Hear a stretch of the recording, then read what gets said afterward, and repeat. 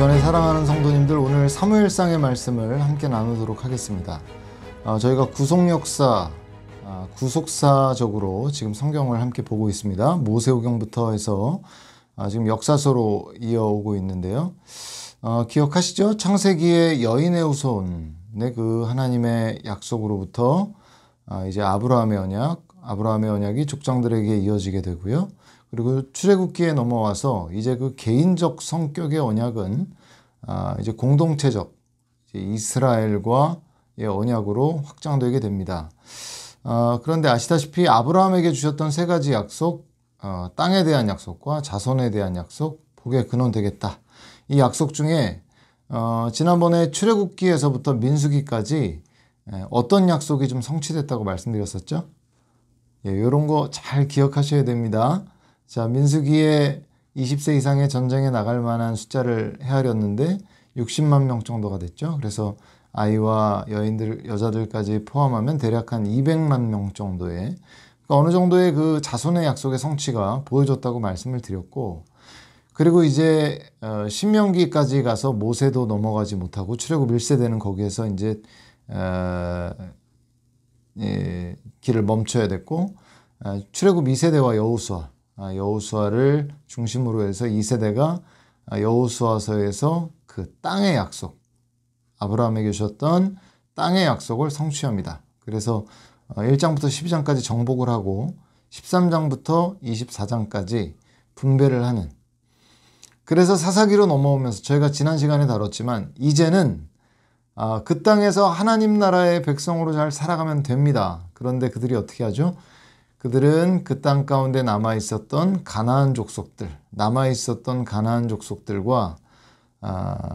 다시 영적으로 그들이 이제 우상 숭배에 빠지면서 이스라엘은 다시 아주 캄캄한 암흑의 상태로 빠져들었다라고 말씀을 드렸죠. 근데 그 가운데 룻기는 한 줄기 빛과 같이 하나님께서 이스라엘을 포기하지 아니하시고 그 이스라엘을 구속하시려는 하나님의 그 역사 가운데 한 줄기 빛과 같이 룻기 성경이 그렇게 드러나고 있다. 그것을 저희가 이제 지난 시간까지 나눴고요.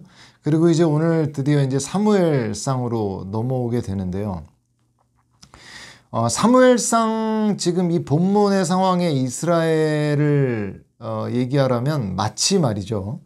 출애굽기의 그 이스라엘의 상황과 크게 다르지 않아 보입니다. 그때 이 출애굽기 당시는 이 애굽의 종노릇하면 종살이하면서 아주 고통을 겪고 어려움 가운데 있었던 그런 상황이었다면은, 지금의 이스라엘의 상황은 언약을 하나님과 맺었음에도 불구하고 그 언약의 불성실함으로 인해서 영적으로는 완전히 피폐해져 있는, 정말 뭐 애굽의 종은 아니지만 스스로 이 악한 영들에 의해서 사로잡혀 살아갔던, 영적으로 보면 출애굽기의 때와 크게 다르지 않은 그런 상황으로 다시 떨어지게 됐죠. 이때 하나님께서는 이스라엘을 포기하지 않으십니다. 그리고 하나님께서는 한 가정을 주목하시고 그 가정 안에 있는 한 여인을 주목하십니다. 그래서 오늘 이 사무엘서는 그 작은 한 가정에 포커스를 맞추면서 시작되게 됩니다. 잘 아시다시피 그 가정은 한나의 가정이죠. 그런데 성도님들, 이 한나의 가정에, 이 한나에게 있어서의 그 큰 문제가 뭐였죠? 아이를 갖지 못하는 것이 이 한나의 문제였어요. 여인으로서 아이를 임신할 수 없다는 것은 이 불임의 여인이 뭔가 미래를 창출할 수 없는 그런 상황들을 보여주죠. 마치 누구처럼 말입니까? 마치 이스라엘 같죠. 하나님 나라 백성으로서 하나님 나라 백성의 그 합당한 모습과 열매, 미래를 그들이 보였어야 함에도 불구하고 그들은 불임의 상태였습니다. 영적으로 보자면 영적인 어떤 미래가 없는 그런 상태에, 이 한나의 가정으로 보자면 그런 한나에게 하나님께서 아이를 허락하시는 상황으로 가는 것이죠.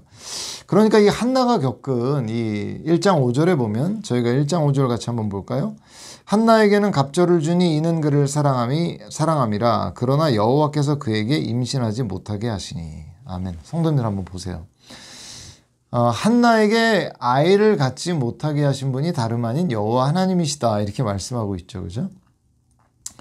결국 하나님께서는 이 한나의 가정을 통해서, 한나를 통해서 이 이스라엘의 이 어두운 이 암흑과 같은 이러한 영적 상황들을 뚫어낼 그런 믿음의 어떤 그 지도자, 우리가 알다시피 그는 사무엘인데요. 그 사람을 그 하나님의 구속 역사에 아주 중요한 인물로 세우기 위해서 한나에게 이러한 시련을 주시는 겁니다. 그러니까 하나님의 구속 역사의 계획 속에 한나의 불임이 그 안에 들어가 있었던 것이죠. 그래서 한나가 아이를 갖지 못함으로 인해서 그의 대적인 분인나는 한나를 무척 고통스럽게 만듭니다. 남편의 사랑을 받지 못하는 것을 그렇게 다 풀어내죠. 그래서 아주 한나를 고통스럽게 하는데, 그로 인해서 한나는 하나님 앞에 엎드려 기도하게 됩니다. 그래서 기도로 아이를 낳게 되는데, 그 아이가 바로 사무엘이 되는 것이죠. 한나가 하나님을 그렇게 고통 속에서 하나님을 만나고 고통 속에 사무엘을 얻었기 때문에 이 사무엘은 하나님을 전적으로 신뢰하는 이 한나의 신앙을 이어받아서 사무엘 또한 그러한 신앙으로 성장하게 됩니다. 그래서 결국에는 이 이스라엘, 영적인 암흑 상태에 있는 이스라엘을 이끌어낼 수 있는 그런 지도자로 세워지게 되죠. 이게 지금 1장이 우리에게 보여주고 있는 그런 모습입니다. 자, 이제 2장부터 3장까지의 내용을 보면 성도님들 잘 보십시오. 사무엘이 이제 새로운 별로 떠오르지만 기존의 그 이스라엘의 지도자로서 그 자리를 차지하고 있었던 사람이 엘리 제사장입니다. 엘리. 그런데 이 사무엘서에서는, 사무엘서가 시작되면서 엘리의 가문은 계속 몰락해가고 사무엘은 계속 이 성장해가는 것들을 대조시켜서 보여주고 있어요. 그래서 2장부터 3장이 그 엘리의 가문이 계속 몰락해가는 것과 이 사무엘은 점점 상승하는 것들을 대조시키면서 우리에게 보여줍니다. 그게 2장에 나타나거든요. 2장 말씀 한번 보겠습니다. 17절과 18절이에요. 같이 한번 읽어볼까요? 시작. 이 소년들의 죄가 여호와 앞에 심히 크면 그들이 여호와의 제사를 멸시함이었더라. 사무엘은 어렸을 때에 세마포 에봇을 입고 여호와 앞에 섬겼더라. 아멘. 자, 보십시오. 17절에는 이 소년들이 지금 엘리의 자녀들인데요. 그 엘리의 자녀들은 여호와 앞에 심히 큰 죄를 짓고 있었죠. 그러니까 이들이 짓고 있었던 죄는 하나님 앞에 백성들이 제사를 드리러 오면 그 제물들을 마음껏 자신들의 구미에 맞게 그 제물들을 그들이 빼앗아간 것입니다. 그러면서 하나님께 드리는 제사를 멸시하고 있었죠. 그런데 대조적으로 사무엘은 어렸을 때 세마포 에봇을 입고 여호와 앞에서 섬겼더라. 그는 사무엘은 하나님 앞에 온전한 모습으로 섬기고 있는 것들을 대조해서 보여주고요. 그리고 25절과 26절도 우리가 같이 한번 읽어보겠습니다. 시작. 사람이 사람에게 범죄하면 하나님이 심판하시려니와 만일 사람이 여호와께 범죄하면 누가 그를 위하여 간구하겠느냐 하되 그들이 자기 아버지의 말을 듣지 아니하였으니 이는 여호와께서 그들을 죽이기로 뜻하셨음이더라. 아이 사무엘이 점점 자라매 여호와와 사람들에게 은총을 더욱 받더라. 아멘. 자, 엘리가 이 자녀들의 이런 악행을 듣고 그렇게 하지 말아라 라고 하는데 엘리의 자녀들은 듣지 않습니다. 왜냐하면 그들의 패역함이 너무 극악했기 때문에 여호와께서 그들을 죽이기로 뜻하셨는데, 그죠? 엘리의 가문은 몰락해가죠. 그러나 사무엘은 점점 자라면서 하나님과 사람들에게 은총을 받게 되는, 대조적으로 이 엘리의 가문의 몰락과 이 사무엘의 상승을 대조적으로 보여주고 있어요. 3장 넘어가기 전에 2장 30절에 보면 어떻게 보면 이 사무엘서의 어떤 아주 중심이 되는 듯한 그런 중심이 되기도 하는 이런 구절이 30절에 나타나죠. 30절 끝에 부분에 보면 밑에서 세 번째 줄에 나를 존중히 여기는 자를 내가 존중히 여기고 나를 멸시하는 자를 내가 경멸하리라. 자 보십시오. 엘리와 엘리의 자녀들은 여호와 하나님을 진정으로 경외하지 않죠. 이 말씀에 의하면 하나님을 멸시하는 것입니다. 그런 자들은 하나님께서 멸시하시고 하나님을 존중히 여기는 자들은 하나님께서 존중하신다. 지금 이 엘리의 가문과 사무엘뿐만 아니라 이제 우리가 이후에 살펴보겠지만 사울 왕과 다윗과의 대조에 있어서도 사울이 몰락하게 되는 이유가 뭐냐면 여호와 하나님을 진정으로 경외하지 않기 때문에 사울이 결국 하나님으로부터 폐위당하게 되고, 왜 사울이 상승하게 되냐면 다윗이 왜 상승하게 되냐면 다윗은 하나님을 진정으로 경외하는 마음을 갖기 때문에 상승하게 된다는 것이죠. 그래서 이 말씀이 중심에 흐르고 있다는 것을 우리가 알 수 있습니다. 3장 넘어가면요, 3장에 아주 또 대조적으로 관계가 역전되고 있는 것을 보여주고 있어요. 엘리 제사장과 사무엘이 함께 이제 당시에 그 여호와를 섬기는 그 가운데 이제 둘이 함께 있습니다. 근데 밤에 누워 자는데 우리가 이 본문을 잘 알죠. 하나님의 음성, 여호와의 음성이 희귀하던 그때에 하나님의 음성이 누구에게 들리냐면 사무엘아 사무엘아 라고 하면서 사무엘에게 들리죠. 그죠? 사무엘은 엘리가 부른 줄 알고 저 부르셨습니까? 라고 하는데 난 안 불렀다. 다시 누웠는데 사무엘아 사무엘아 부르셨습니까? 안 불렀다. 다시 하나님께서 사무엘아 사무엘아 사무엘을 부르시니까 엘리 제사장이 혹시 하나님께서 부르신 것일 수도 있으니까 또 한 번 부르시거든 네 라고 여기 있습니다. 이렇게 네가 한번 하나님께 답변을 해봐라. 잘 보십시오. 지금 어린 사무엘은 하나님과 실제 살아있는 관계 안에 머물러 있는데 엘리 제사장은 과거의 어떤 경험에 의지해서 사무엘에게 말하고 있죠. 성도님들, 신앙은 항상 현재 진행형이어야 됩니다. 제가 과거에 성경 공부를 인도하다 보면은 성도님들 때로 이제 간증들을 이렇게 얘기해 주시거든요. 그러면 30년 전 간증, 20년 전 간증, 이렇게 간증 들려주세요. 예전에. 그러면서 이런 일들이 있었습니다 라고 하면서 이 30년 전, 20년 전 간증을 들려주시는데 그 간증들 다 귀하죠. 들으면 참 은혜가 되고 좋은데 30년, 20년 전에 하나님과 있었던 일을 이야기하기에는 너무 멉니다. 물론 그 사건이 뭐 안 좋은 사건이라는 게 아니고요. 아주 좋은 일이지만 사실 어제도 오늘도 사실 하나님께서는 여전히 우리에게 간증거리를 주실 수 있는 하나님이시죠. 그래서 제가 아는 어떤 교회에서는요, 한 달 넘은 간증은 간증으로 쳐주지 않는답니다. 예, 뜨끈뜨끈한 간증, 지난주에 있었던 이 정도 돼야 간증할 수 있게 해준다는 거예요. 그 얘기 들으면서 30년 전, 20년 전 간증이 뭐 소중하지 않다는 얘기가 아니고요. 맞다. 하나님과의 관계는 얼마든지 오늘도 나에게 현재 역사하실 수 있는, 그래서 내가 언제든 간증할 수 있는, 사실 그렇게 우리가 하나님과의 관계 안에 살아가야 그것이 우리가 여전히 내가 온전한 모습으로 하나님과 인격적 관계를 맺으면서 그 가운데 있는 일들을 간증할 수 있는 그런 사람으로 살아가고 있는 것이죠. 우리가 계속 30년 전 간증에 머물러서 있어서는 안 되는 것이죠. 20년 전 간증에 머물러 있어서는 안 되는 것이죠. 주 안에 사랑하는 성도님들 어떻습니까? 하나님과의 그런 관계 안에 있었던 일들을 간증하는 데 있어서 언제적 간증이 가장 최신 버전이십니까? 우리 과거의 경험을, 너무 옛날의 경험을 의지하면서 그것을 또 무슨 사골국처럼 우려내서 또 우리가 이야기하고 이래서는 안 되겠죠. 오늘의 하나님, 오늘 역사하시는 하나님, 오늘도 사무엘에게 말씀하셨던 하나님이 나에게 말씀하실 수 있다는 기대감을 가지고 우리가 믿음을 가지고 나가면 오늘 우리에게도 간증거리가 넘칠 수 있다는 걸 우리가 이런 대목들을 보면서 기억해야 되는 겁니다. 자, 그래서 지금 관계가 역전됐죠. 왜냐하면 실제로 당시에 이스라엘의 제사장이요 사사의 역할을 하는 사람은 엘리였는데 실제로 하나님과 소통하는 사람은 사무엘이다. 이렇게 지금 말씀해주고 있으니까요.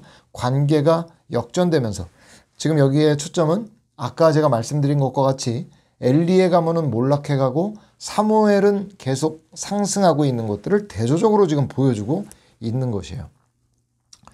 자, 문제는 말이죠. 사사기에서도 우리가 보았고 우리가 계속 서두에서부터 봤지만 이스라엘 지도자들이 하나님 앞에 신실한 것 그리고 그들이 패역한 것은 그들만의 문제가 아니라는 것입니다. 그들이 여호와 앞에 신실할 때는 그들의 백성도 온전한 길로 인도해 줄 수 있지만 그들이 온전한 모습으로 서지 못하면 백성들까지도 잘못된 길로 빠질 수 있다는 것 우리가 항상 주의해야 되는데 지금 이 엘리 가문의 몰락이 결국 이 백성들의 신앙에도 그대로 연결되어서 여전히 사사시대의 연장이죠. 지금도.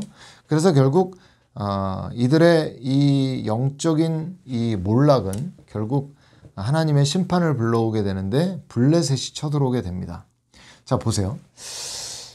우리가 여호수아에서 봤지만 이스라엘의 전쟁은 항상 그 승패가 어디에 달려있다고 제가 말씀드렸죠?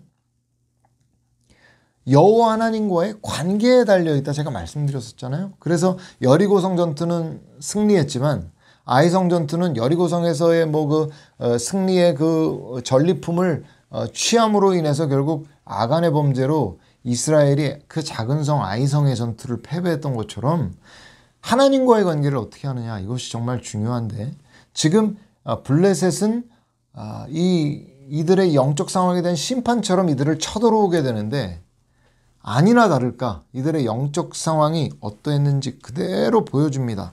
4장 3절 말씀을 같이 한번 읽어볼까요? 블레셋의 이런 쳐들어온 것에 대한 이들의 어떤 그런 반응인데요. 자, 3절입니다. 백성이 진영으로 돌아오며 이스라엘 장로들이 이르되 여호와께서 어찌하여 우리에게 오늘 블레셋 사람들 앞에 패하게 하셨는고 여호와의 언약궤를 실로에서 우리에게로 가져다가 우리 중에 있게 하여 그것으로 우리를 우리 원수들의 손에서 구원하게 하자 하니. 자, 보십시오. 지금 블레셋에 의해서 2절에 보면은 4,000명가량의 이스라엘 군대가 전사하게 되는데요. 여호수아서에서는요, 이들이 패배했을 때 하나님 우리가 왜 패배했습니까? 라고 질문을 했었는데 지금 여기에서 보면 4,000명가량의 전사자가 났는데 이들은 하나님께 패배의 이유를 묻지 않습니다. 하나님과의 관계에 있어서 전쟁의 승패가 갈린다는 것 이들이 그저 그 결론만을 알고 하나님 앞에 이유를 묻지 않는 것이죠. 패배했다면 우리가 하나님 앞에 뭘 잘못했구나. 그럼 하나님 우리가 뭘 잘못했습니까? 라고 이들이 마땅히 물어야 되는데 하나님께서 우리를 패하게 하셨다. 그냥 이렇게 반응하는 것이죠. 그러면서 뭐라고 말합니까? 우리 언약궤를 가져와서 우리 원수들의 손에서 구원하게 하자. 이렇게 지금 말하고 있어요. 성도님들 이들의 지금 이 언급이 얼마나 악한 언급인지 우리가 생각해 봐야 됩니다. 잘 보십시오. 하나님께 우리가 왜 패배했습니까? 라고 물을 생각은 없고 그저 마치 언약궤를 가져오기만 하면 하나님 앞에 우리가 신실하든 어떤 그냥 하나님을 이용하려는 이들의 모습이에요. 얼마나 악합니까? 하나님을 그저 언약궤만 가지고 오면 언약궤가 여기 있으니까 그냥 우리가 당연히 이기겠지. 하나님 앞에 우리가 어떠한 모습이든 상관은 없습니다. 그래서 하나님을 이용하려는 이들의 모습, 결과는 뻔하겠죠? 예. 결국 대패하고 결국 법궤까지도 빼앗기게 됩니다. 자, 성도님들 우리가 이런 부분들을 보면서 무슨 생각을 무슨 생각이 드십니까? 자, 이런 일은 오늘날에도 있죠. 그죠? 어떤 때 주로 우리가 하나님을 뭔가 이용하려 하는 성도님들 잘 보십시오. 하나님을 진정으로 경외하고 사랑하는 마음으로 우리가 성구를 뭐 액자로 해서 우리 사업체나 가정에나 걸어놓는 것은 참 좋은 일이고 귀한 일입니다. 그런데 때로 이런 분들도 있을 수가 있습니다.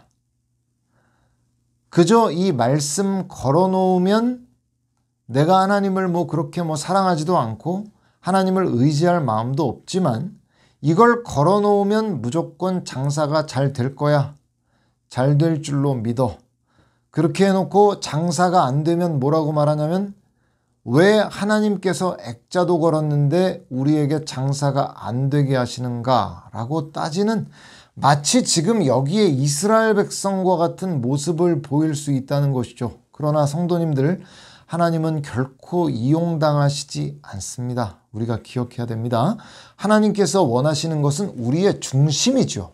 우리의 중심이 하나님께로 온전히 향하는 것을 하나님이 원하시는 것이죠. 하나님께서는 결코 이용당하시지 않는다는 겁니다. 그래서 이들이 법궤를 가져왔음에도 불구하고 전쟁에 패배했을 뿐만 아니라 법궤 또한 빼앗기게 됩니다. 예. 자, 그래서 결국에는 하나님께서는 하나님의 법궤가 하나님의 임재의 상징이라는 걸 하나님도 아셨지만 이스라엘 백성들에게서 떠나서 그 이방인들, 그 블레셋의 손에 하나님의 궤가 유랑하는, 말하자면 그 일을 허락하십니다.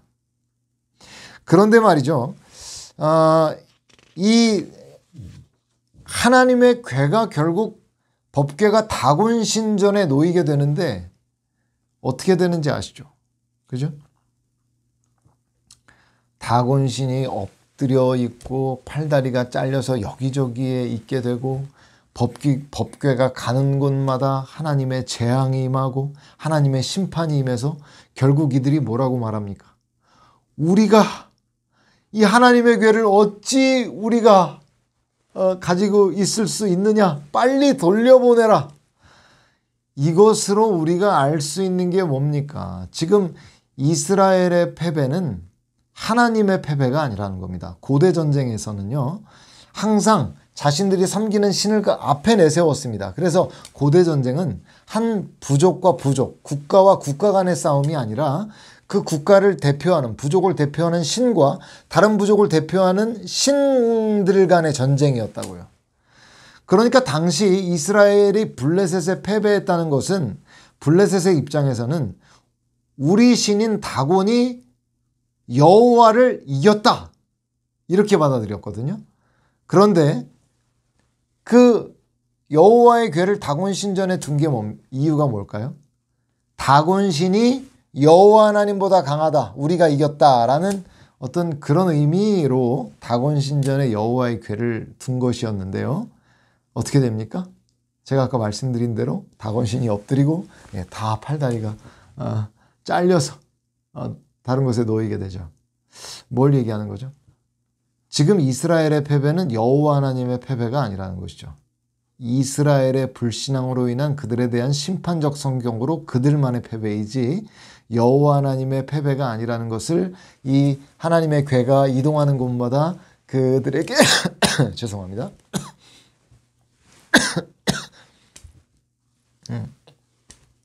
심판이 임하는 것들을 보여주면서 하나님께서 그 부분들을 보여주시는 것이죠. 예, 하나님의 그 법궤를 통해서 가지고 이용하려고 했던 이스라엘, 하나님의 법궤를 또 그들 가운데 두고 우리가 하나님을 이겼다라고 하나님의 궤를 통해서 이스라엘이 봤던, 그러니까 이들 가운데는 이겼다라는 것뿐만 아니라 이스라엘을 무서워했던 이유 중에 하나는 하나님의 법궤가 그들 가운데 함께 있으므로 지금 저 백성이 전투력도 약하고 하여튼 가진 것도 없는데 자꾸 이긴다. 이게 사실 블레셋도 하나님의 궤를 두려워했거든요. 근데 블레셋이 그 법궤를 어떻게 다르게 처리하지 않고 다곤 신전에 가져가는 건 이긴 것뿐만 아니라 우리도 이 여호와의 법궤를 통해서 한번 이득을 한번 보자. 이들 또한 똑같은 생각을 한 거예요. 이스라엘도 하나님을 이용해 먹자. 지금 또 블레셋도 이 여호와 하나님을 이용해 먹자. 어디 하나님을 이용합니까? 그죠? 예. 그렇게 되지 않는다는 것이죠. 그래서 결국에는 하나님의 법궤가 다시 이스라엘로 돌아오게 됩니다. 자, 그리고 이제 사무엘상 7장부터 12장까지의 내용으로 넘어가게 되는데 이제 이스라엘 백성들은 하나님 앞에 왕을 요구하게 되는 그런 장면으로 이제 넘어가게 돼요. 자, 이 괴가 다시 돌아온 이후에 그리고 사무엘이 이스라엘의 진정한 사사로 그가 세워짐으로 인해서 제사장적 역할, 어떤 사사적 역할, 이런 역할들, 어떻게 보면 이스라엘의 전체 지도자의 역할을 사무엘이 이제 감당하게 되면서 이스라엘에 그래도 잠시 평화가 임하게 됩니다. 하나님과의 관계에서도 이들이 좀 온전히 세워지게 되는 내용이 7장에 나오거든요. 그래서 사무엘이 이 백성들을 다시 온전한 신앙의 자리로 다시 한번 초청하는 그런 장면이 7장에 등장하고 있어요. 그래서 7장 3절과 4절을 같이 한번 읽어보겠습니다. 시작. 사무엘이 이스라엘 온 족속에게 말하여 이르되 만일 너희가 전심으로 여호와께 돌아오려거든 이방 신들과 아스타롯을 너희 중에서 제거하고 너희 마음을 여호와께로 향하여 그만을 섬기라. 그리하면 너희를 블레셋 사람의 손에서 건져내시리라. 이에 이스라엘 자손이 바알들과 아스타롯을 제거하고 여호와만 섬기니라. 잘 보십시오. 그래서 사무엘의 초청으로 이스라엘 백성들이 온전히 자신들의 우상을 버리고 온전히 엎드려요. 이들이 이렇게 온전한 반응을 한 이후에 이 백성들이 미스바에 모여있다는 얘기를 듣고 7절에 보면 블레셋 사람들이 쳐들어오거든요. 근데 그때 사무엘이 너희가 정말 모든 우상을 버리고 여호와께 돌아오면 여호와께서 너희를 구원해 내실 것이다 라는 그 사무엘의 말처럼 그들이 쳐들어왔다고 하니까 이제 백성들은 사무엘에게 우리를 위해서 기도해달라고 요청합니다. 그래서 그에 대한 하나님의 반응이 9절과 10절에 나오거든요. 같이 한번 읽어보겠습니다. 사무엘이 젖먹는 어린 양 하나를 가져다가 온전한 번제를 여호와께 드리고 이스라엘을 위하여 여호와께 부르짖으매 여호와께서 응답하셨더라. 사무엘이 번제를 드릴 때 블레셋 사람이 이스라엘과 싸우려고 가까이 오매 그날에 여호와께서 블레셋 사람에게 큰 우레를 발하여 그들을 어지럽게 하시니 그들이 이스라엘 앞에 패한지라. 아멘. 자, 성도님들 잘 보세요. 이게 하나님의 스케일이에요. 예. 이스라엘이 하나님과의 관계에서 온전했을 때 하나님께서 행하신 일이라고요, 이게. 얼마나 이스라엘 백성들의 이 사사시대를 지나면서 이들이 패역함으로 이 이방 사람들에 의해서 고통받았던 이러한 상황들이 안타깝습니까? 하나님께서 정말 이렇게 우상을 버리고 온전히 하나님만 의지하면 이렇게 역사를 행해 주시는데 얼마나 안타깝냐 이거예요. 지금 사무엘이 초청해서 이들이 다시 사무엘에 가서 우리를 위해서 기도해 주십시오라고 하니까 이런 역사가 일어나잖아요. 성도님들, 이건 오늘날도 마찬가지입니다. 오늘날 우리가 이 땅을 살아가는 가운데 사실은요, 우리 가운데 임하여 있는 문제는 때로 말이죠, 우리가 하나님만을 의지하지 않고 세상을 의지하기 때문에 하나님께서 우리를 영적으로 깨우치기 위해서 주시는 일들일 수도 있거든요. 그런데 그런 일들이라고 할 때는 하나님께 전적으로 우리가 의지하던 거 다 내어버리고 하나님만을 의지하고 엎드리면요, 언제 그랬냐는 듯이 하나님께서 우레를 발해서 그 모든 적들을 혼란하게 해서 그들을 결국 멸해버리시는 것 같이 우리의 문제를 그냥 사라지게 해주실 수 있다니까요. 한번 잘 생각해 보셔야 돼요. 오늘 우리가 겪고 있는 이러한 문제와 어려움들 가운데 하나님께서 우리를 혹시 초청하고 있는 것 아닌가? 온전한 자리로 우리를 콜링하고 있는 것 아닌가? 우리가 한번 물어봐야 된다는 겁니다. 자, 그래서 결국에는 이러한 역사들을 이렇게 이스라엘 백성들이 보죠. 그러면 이들은 말이죠, 잊어버리면 안 되는 거예요. 아, 하나님 앞에 이렇게 온전히 엎드렸더니 블레셋을 이렇게 물리쳐 주시는 하나님이구나. 아니, 과거에 지금 계속 출애굽기부터 해가지고 지금 민수기, 여호수아 와가지고 지금 계속 지금 이스라엘 백성들이 사사가 세워질 때부터 아니 계속 그 역사를 봤으면서도 그거를 교훈 삼아서 이제는 하나님만을 의지해야지 할 만도 한데 이들은 계속해서 또 죄를 짓고 또 잊어버리고 또 잊어버리고 또 우상 숭배를 하는, 너무 안타깝지 않습니까? 그러나 오늘 우리가 그러한 모습들 가운데 살아가고 있다는 것을 우리가 더 안타깝게 여겨야 되겠죠. 잊지 않았으면 좋겠는데 이들은 계속해서 그러한 모습들을 보이게 됩니다. 자, 8장에 넘어가면 이제 이스라엘 백성들이 적극적으로 왕을 요구하게 되는데요. 자, 이유가 없는 건 아닙니다. 자, 사무엘은 나이가 들었어요. 8장에 들어가서. 그런데 사무엘의 아들들이 사무엘 같은 신앙을 가지고 이스라엘의 어떤 그런 어떤 영적 리더들로서 역할을 하는 게 아니라 사무엘의 아들들은 자신의 이익에 따라 뇌물을 받고 판결을 굽게 하는 그런 패역한 모습을 보입니다. 그러한 모습들을 보이자 백성들은 뭐라고 말을 하냐면요. 왕을 달라. 왕을 달라 그래요. 근데 성도님들, 신명기에 보면 제가 예전에 말씀을 드렸지만 이미 너희가 나중에 왕을 구하게 될 때 왕은 이러한 사람이 되어야 된다라고 해서 하나님께서는 너희가 왕을 구할 때가 올 것이다. 그리고 왕을 세우는 때가 올 것이다 라는 걸 알고 계셨어요. 그런데 하나님께서는 7절부터 9절에 볼까요? 자, 같이 한번 읽어보겠습니다. 8장 7절부터 9절입니다. 여호와께서 사무엘에게 이르시되 백성이 내게 한 말을 다 들으라. 이는 그들이 너를 버림이 아니요 나를 버려 자기들의 왕이 되지 못하게 함이니라. 내가 그들을 애굽에서 인도하여 낸 날부터 오늘까지 그들이 모든 행사로 나를 버리고 다른 신들을 섬김같이 내게도 그리하는도다. 그러므로 그들의 말을 듣되 너는 그들에게 엄히 경고하고 그들을 다스릴 왕의 제도를 가르치라. 아멘. 자, 보세요. 이 말씀만 보면 왕을 구한 것 자체가 문제인 것 같아 보입니다. 그러니까 왕을 구한 것이 하나님을 버린 것이다 라는 것처럼 보이죠? 이 구절만 보면. 그런데 자, 문제는 뭐냐면요. 이들이 왕을 구한 이들의 마음의 동기가 무엇이었냐, 이것이 문제였습니다. 8장 20절도 한번 읽어볼게요. 시작. 우리도 다른 나라들 같이 되어 우리의 왕이 우리를 다스리며 우리 앞에 나가서 우리의 싸움을 싸워야 할 것이니다 하는지라. 아멘. 성도님들 잘 보세요. 하나님께서 왕을 구한 것 자체에 대해서 서운해 하시는 게 아니고요. 지금 하나님께서 문제 삼으시는 것은 이들이 단순히 다른 나라들처럼 왕을 주십시오 라고 요구한 그들의 마음의 동기가 문제라는 거예요. 이스라엘은 다른 나라와 다른 특수성이 있죠. 이스라엘 나라의 특수성이 뭡니까? 다른 나라들은 왕이 왕의 뜻에 따라 그 나라를 통치하지만 이스라엘 나라는 그렇지 않죠. 이스라엘의 진정한 왕은 오직 여호와 하나님이십니다. 그죠? 그렇기 때문에 왕을 달라는 이들의, 다른 나라처럼 그런 왕을 달라는 이들의 요구는 하나님의 통치 아래서 우리가 살아가는 것 아니라 강력한 인간 왕, 절대 군주, 그런 왕이 나타나서 우리를 다스려 주기를 원한다라는 그런 요구였거든요. 그러니까 이들이 처음에 사무엘의 아들들이, 사무엘은 늙었고 아들들이 악하기 때문에 왕을 달라고 했던 동기는 이해는 됩니다만은 이들이 왜 왕을 달라고, 그러면 성도님들, 아니 사무엘의 아들들이 악했던 것처럼 세상적 왕을 세웠는데 그 왕들이 악하지 말란 법이 있습니까? 사무엘의 아들들처럼. 그죠?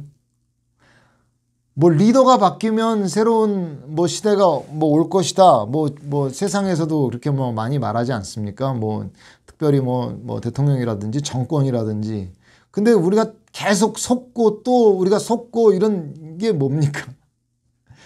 안 그러겠다고 했었는데 그들이 결국에는 또 정권을 잡으면 또 변질되고 또 다른 대안 세력이 나타나서 정권을 잡으면 그들이 또 변질되고 또 변질되지 않습니까? 꼭 그런 것처럼 그냥 인간왕을 달라는 게 이들의 해답이 되었다는 게 이들의 문제였거든요. 그 동기는 악한 것입니다. 하나님을 저버리고 그냥 인간 왕을 세워서 우리가 다른 나라처럼 살겠다라는 이들의 마음에는 악한 동기가 있었던 것이죠. 자, 그래서 하나님께서는 아까 우리가 읽었던 것처럼 7절부터 9절에 그런 말씀을 주신 것이에요. 그러니까 이들은 하나님께서 말씀하신 왕의 제도에 따라서 이제 왕을 세워야 했던 것입니다. 자, 이제 하나님께서 허락은 하셨으니까 누가 왕이 되어야 하냐, 누구를 왕으로 세울 것이냐에 대한 문제가 남아 있고요. 이제 9장부터 사울이 등장하죠. 자, 근데 이제 제가 아까 말씀드렸던 부분처럼 이제 사울이 왕으로 세워지는데요.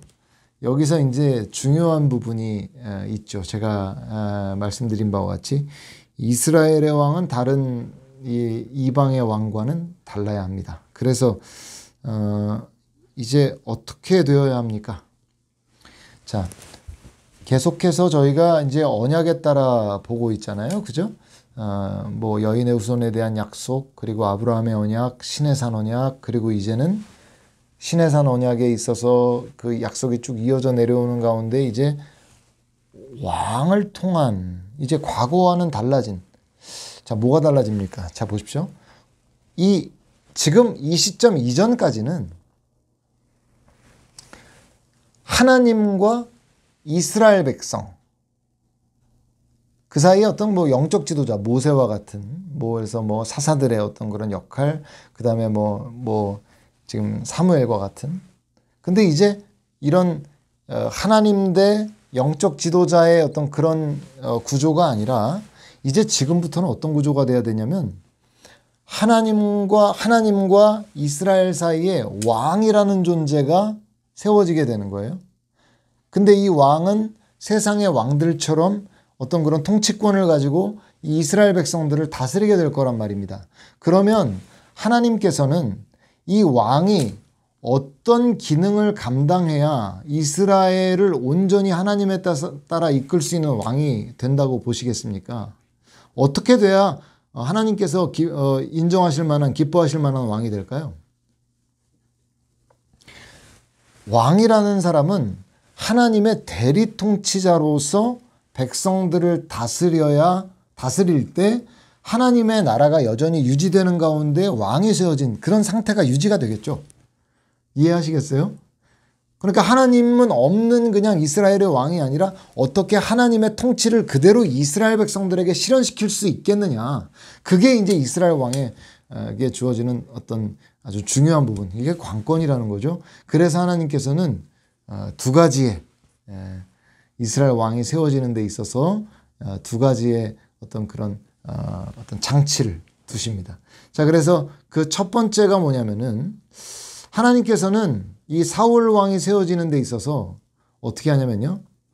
사무엘 선지자를 통해서 기름 부음을 받음으로 이 왕으로 세워지게 하세요. 그러니까 하나님께서 직접 사울에게 이러실 수도 있잖아요. 사울아, 사울아, 네가 왕이 되라. 이럴 수도 있잖아요. 마치 모세를 찾아가신 것처럼. 근데 그게 아니고 하나님께서 사무엘이라는 선지자를 이 사울 왕에게 보내서 사울을 왕을 삼음으로 하나님께서 어떻게 하게 하신 걸까요? 이게 어떤 의도가 있을까요? 일단 첫 번째로는 이 선지자로 인해 이 왕이 이스라엘 왕으로 세워진 것이기 때문에 선지자가 왕권을 견제하는 어떤 그런 기능을 하는 것이죠. 자, 그리고 두 번째로는 이 왕이 단순히 그냥 그렇게 선지자를 통해서 세워지는 그냥 그것뿐만 아니라 하나님께서 이 언약 관계 안에서 이 왕을 세우셨다는 것을 그 과정을 통해서, 왕으로 세워지는 과정을 통해서 이 왕이 그냥 왕이 아니라 하나님과 언약 관계 안에서 세워지는 그 백성들을 인도할 왕으로 세워진다는 그런 절차들을 하나님께서 이 이스라엘의 왕, 특별히 지금 이제 여기에서는 사울 왕에게 그런 절차들을 통해서 네가 그냥 너 독단적으로 행할 수 있는 왕이 아니라 나의 뜻을 백성들에게 그대로 시행해야 되는 그런 나의 대리자로서의 왕이다라는 부분들을 이런 절차들을 통해서 보여주세요. 자, 그래서 이 부분이 지금 성경의 본문에 지금 나와 있는데요. 자, 한번 저희가 하나하나 짚어가면서 한번 볼게요. 자, 첫 번째 단계는 하나님께서 그를 선택하는 겁니다. 9장 16절이에요. 같이 한번 읽어보겠습니다. 내일 이맘때 내가 베냐민 땅에서 한 사람을 내게로 보내리니 너는 그에게 기름을 부어 내 백성 이스라엘의 지도자로 삼으라. 자, 여기까지 읽을게요. 자, 첫 번째는 선지자가 왕에게 기름을 붓는 것입니다. 자, 두 번째 단계는 어디에 나와 있냐면요. 10장 1절입니다. 하나님께서 선지자의 첫 번째는 하나님의 선택, 9장 16절은 하나님의 선택이 그에게 주어졌다라는 거라면 10장 1절은 실제적인 여호와 하나님께서 그에게 기름을 붓게 하는 그런 장면이거든요. 그래서 10장 1절을 같이 한번 읽어보면 이에 사무엘이 기름병을 가져다가 사울의 머리에 붓고 입맞춤에 이르되 여호와께서 내게 기름을 부으사 그의 기업의 지도자로 삼지 아니하셨느냐라고 해서 이제 기름을 붓게 됩니다. 자, 그 다음 단계는 무엇이냐면요. 자, 신적인 능력이 임합니다. 기름만 부어지고 끝나는 게 아니라 하나님의 능력이 임하게 되는 거죠. 자, 그래서 10장 10절을 같이 한번 읽어볼게요. 그들이 산에 이를 때에 선지자의 무리가 그를 영접하고 하나님의 영이 사울에게 크게 임함으로 그가 그들 중에서 예언을 하니. 아멘. 자, 그렇게 해서 결국 그에게 신적인 능력이 임하게 되고요. 결국에는 11장 11절에 네 번째로 공적인 승인. 11장 11절 같이 한번 읽어보겠습니다. 이튿날 사울이 백성을 3대로 나누고 새벽에 적진한 가운데로 들어가서 날이 더울 때까지 암몬 사람들을 치매 남은 자가 다 흩어져서 둘도 함께한 자가 없었더라. 그러니까 그 승리를 통해서 하나님께서 기름 부어 그에게 능력을 부으신 것들이 이제 발휘되는 거죠. 그걸 통해서 공적으로 이제 사람들에게 승인되는 것이에요. 진정한 왕으로 이제 등극하게 되는 이런 절차들을 통해서 결국에 이 이스라엘의 왕은 언약적 의무를 가진 왕으로 이제 하나님과의 관계 안에서 이스라엘을 통치해야 되는 그런 역할, 그런 모습으로 나타나야 된다라는 것들을 지금 보여주고 있는 것이죠. 자, 그래서 여기에서 이렇게 이제 사울이 세워지는 그런 장면들을 우리가 볼 수 있고요. 자, 그래서 이제 11장 14절 15절을 보면 여기에 이제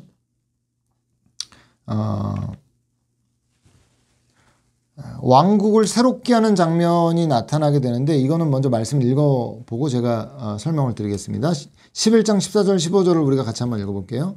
사무엘이 백성에게 이르되 오라 우리가 길갈로 가서 나라를 새롭게 하자. 모든 백성이 길갈로 가서 거기서 여호와 앞에서 사울을 왕으로 삼고 길갈에서 여호와 앞에 화목제를 드리고 사울과 이스라엘 모든 사람이 거기서 크게 기뻐하니라. 아멘. 잘 보세요. 자, 이제 과거와는 체제가 달라졌어요. 왕권 체제로 이제 이스라엘이 들어온 겁니다. 이전까지는 그렇지 않았죠. 영적 리더자들이나 혹은 이스라엘 잠깐 구원하기 위한 사사들이 세워져서 물론 왕적 기능을 일시적으로 뭐 행사하기도 하고 그런 역할들도 감당했지만 진정한 왕정 체제는 아니었지만 이제 사울 왕이 세워지면서 이스라엘은 왕정 체제로 들어가게 됩니다. 근데 여기 지금 11장 14절에서 15절에 나라를 새롭게 하자, 길갈에서 나라를 새롭게 하자라고 하잖아요. 자, 이제 막 이스라엘에 등장한 이스라엘의 왕권이 어떻게 이 전통적인 언약 구조, 언약의 그 흐름 안에 이제 조화롭게 들어가게 되는지, 어떻게 통합되는지 이 11장의 이 14절 15절의 내용에 뭔가 확실하게 언급을 해주고 있는 그런 부분인 것이에요. 그래서 이제 여호와의 왕국을 새롭게 할 필요가 길갈에까지 다 같이 가서 이렇게 해야 될 필요가 무엇이었냐면요. 자, 여호수아서에서 이 이스라엘 백성들이 요단강을 건너서 가나안 땅에 들어가지 않습니까? 근데 가나안 땅에 들어가서 제일 먼저 딱 도착해서 정착한 곳이 길갈이었어요. 그래서 거기서 북과 남을 정복 전쟁을 해가지고 다 결국엔 정복을 하지 않습니까? 그래서 길갈은 여호와의 궤가 머물러 있었던 좀 상징적 장소입니다. 그러니까 이스라엘 백성들 안에 길갈 하면 하나님의 언약궤가 머물렀던 곳, 뭔가 이스라엘의 중심지와 같은 그런 어떤 이미지가 남아있는 그런 장소였거든요. 근데 그 길갈로 가서 이 여호와의 왕국을 새롭게 한 것은 지금 왕이 세워졌지만, 사울 왕이 세워졌지만 여전히 이 하나님의 나라, 이 하나님의 나라는 여전히 여호와의 왕국이다. 하나님의 왕국이다라는 것을 그 길갈에 가서 다시 새롭게 함으로 이 백성들에게 그 부분을 좀 각인시키려고 했던 그런 의도가 그 안에 있었던 것이죠. 그러니까 왕이 세워지는 것, 그리고 이제 왕정체제가 들어오는 것이 이스라엘 백성들이 자칫 하나님을 더 온전히 섬기는 데 있어서 어떤 위험성도 존재하는 것이기 때문에 이런 부분들을 더 강하게 강조하고 있는 것이에요. 그러니까 우리 예전에 여호수아서에서 만나가 내리다가 만나가 그치면, 그죠?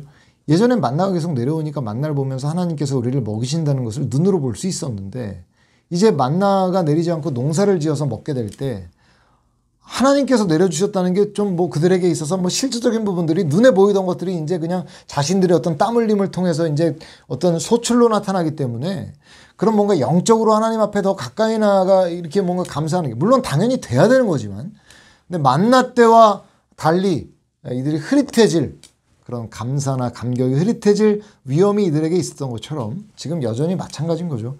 왕정체제가 이들에게 들어옴으로 인해서 하나님을 더 온전히 섬기는 이들의 어떤 모습들이 뭔가 좀 약해질 수도 있었던 위험이 이들에게 동시에 이들에게 있었기 때문에 하나님께서 이러한 부분들을 하게 하신 것이죠.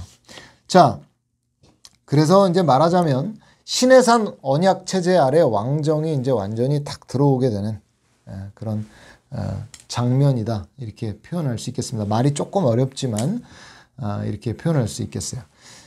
자, 이제 사울이 왕으로 세워졌습니다. 그럼 성도님들, 사울이 이스라엘 왕으로 세워졌으니까 이제 사울 왕이 하나님의 뜻을 온전히 이루어드리는 대리 통치자로서 온전히 이스라엘을 다스릴 수 있다면 좋겠는데요. 사울이 답을 다 아시죠? 성공하지 못합니다. 자, 그래서 사무엘상 13장부터 15장까지는 사울의 어떤 그런 실패의 모습이 나타나 있습니다. 자, 우리가 같이 한번 살펴보도록 하겠습니다. 자, 이제 13장 7절에 보면 13장에 보면 이제 블레셋이 이스라엘에게 쳐들어오게 되는데요. 13장 7절에 보면 그들이 막 두려워, 6절 7절에 보면 6절에는 숨었다, 7절에는 떨더라, 이렇게 나오거든요. 자, 그런데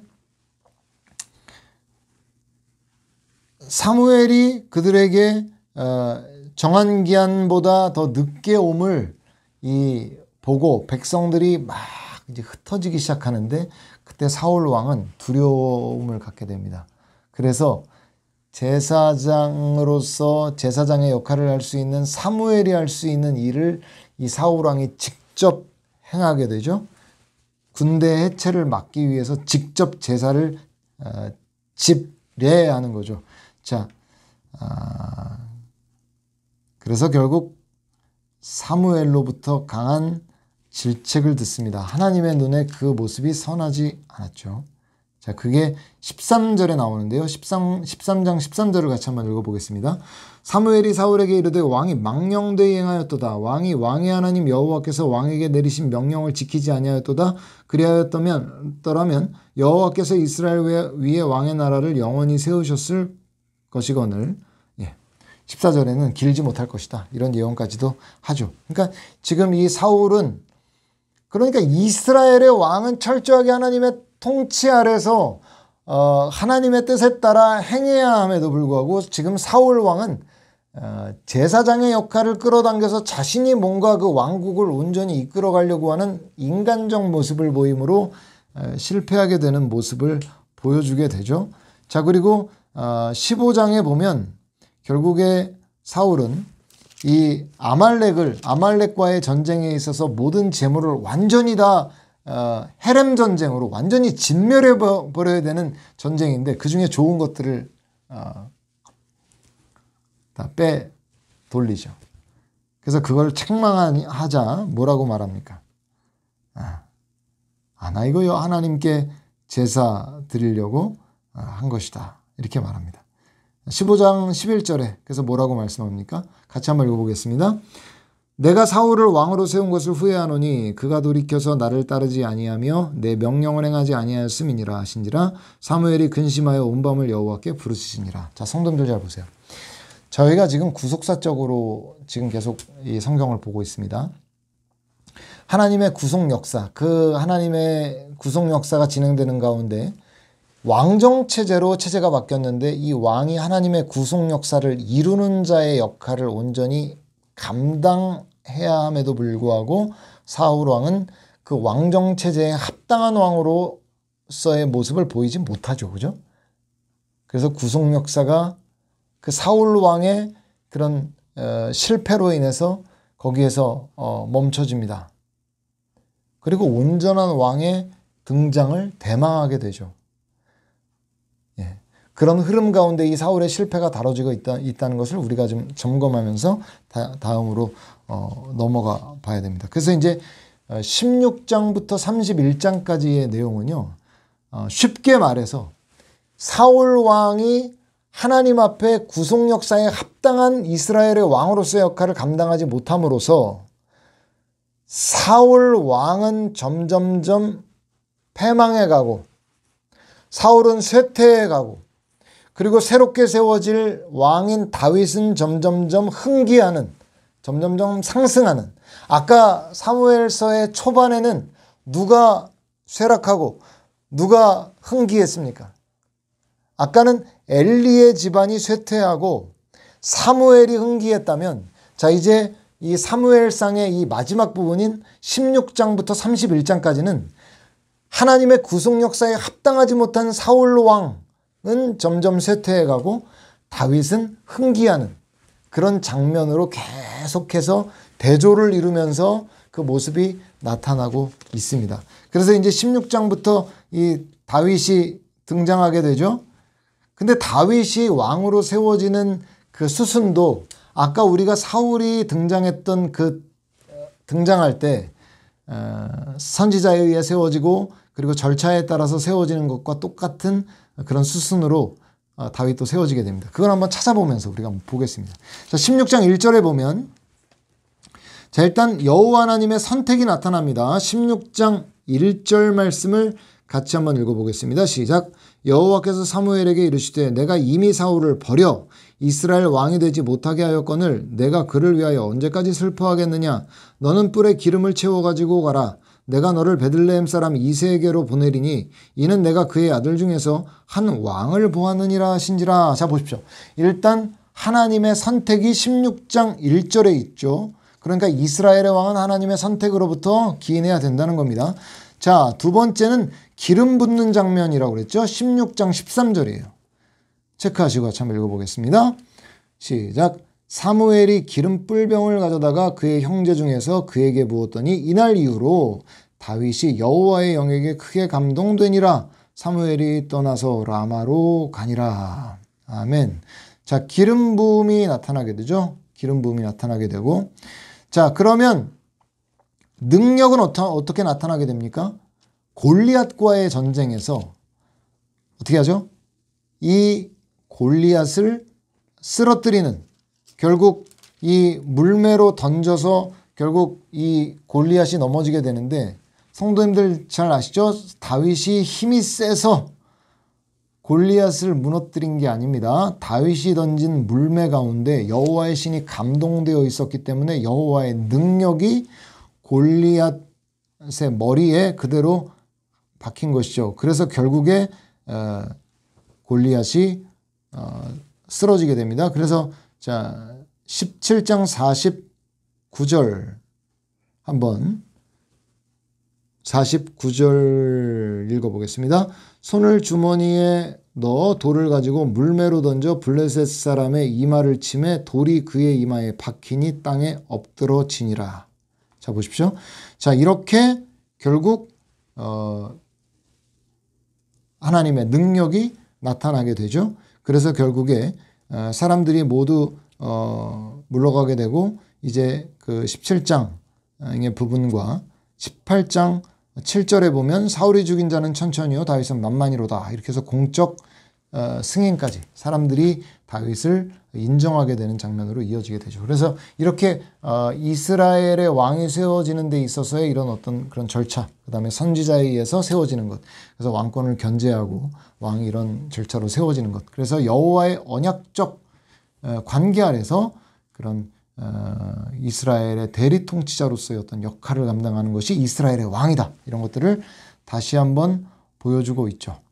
자, 그래서 결국에 이제 그 16장에 우리가 이제 앞쪽으로 넘어왔었는데 16장에 보면 어떻게 다윗이 이제 점점점 올라가게 되고 사울은 점점 쇠퇴하게 되는지 이런 모습들이 계속 나타나게 되는데요. 16장 14절에 보면 같이 한번 읽어보겠습니다. 여호와의 영이 사울에게서 떠나고 여호와께서 부리시는 악령이 그를 번뇌하게 한지라. 자, 보십시오.